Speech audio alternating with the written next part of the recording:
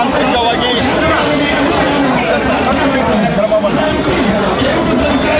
ನಾವು ಜಲ ದಿಗ್ಬಂಧನದೂ ಸೇರಿದಂತೆ ಹಲವು ಕ್ರಮಗಳನ್ನು ಪ್ರಧಾನಮಂತ್ರಿ ನರೇಂದ್ರ ಮೋದಿಯವರ ನೇತೃತ್ವದಲ್ಲಿ ನಮ್ಮ ಸರ್ಕಾರ ಘೋಷಣೆಯನ್ನು ಮಾಡಿದೆ ಮತ್ತು ಈ ಸಂದರ್ಭದಲ್ಲಿ ಪ್ರಧಾನಮಂತ್ರಿಗಳು ಮತ್ತು ನಮ್ಮ ಗೃಹ ಮಂತ್ರಿಗಳು ಹೇಳಿದಂತೆ ಯಾರು ನಮ್ಮವರಿಗೆ ತೊಂದರೆಯನ್ನು ಕೊಟ್ಟಿದ್ದಾರೆ, ನಮಗೆ ನಮ್ಮ ದೇಶದ ಜನರ ಅಮಾಯಕರ ಜೀವವನ್ನು ಪಡೆದಿದ್ದಾರೆ, ಅವರಿಗೆ ತಕ್ಕದಾದಂಥ ಶಾಸ್ತಿಯನ್ನು ಮಾಡಲಾರದೆ ಬಿಡುವುದಿಲ್ಲ ಅನ್ನುವಂಥ ಏನು ಅದಕ್ಕೆ ನಮ್ಮ ಸರ್ಕಾರ ಬದ್ಧವಾಗಿದೆ. ನಾವು ಪಾಕಿಸ್ತಾನವನ್ನು ಏಕಾಂಗಿ ಮಾಡುವುದರ ಜೊತೆಗೆ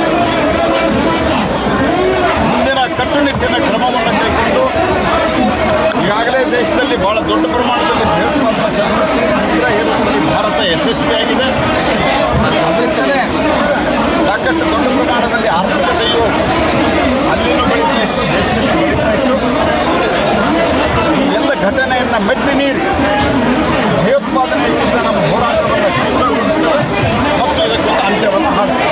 ರಾಜ್ಯ ಸರ್ಕಾರ ಘೋಷಣೆಯನ್ನು ಮಾಡಿದೆ, ಅಲ್ಲಿನ ಸರ್ಕಾರವು ಘೋಷಣೆಯನ್ನು ಮಾಡಿದೆ.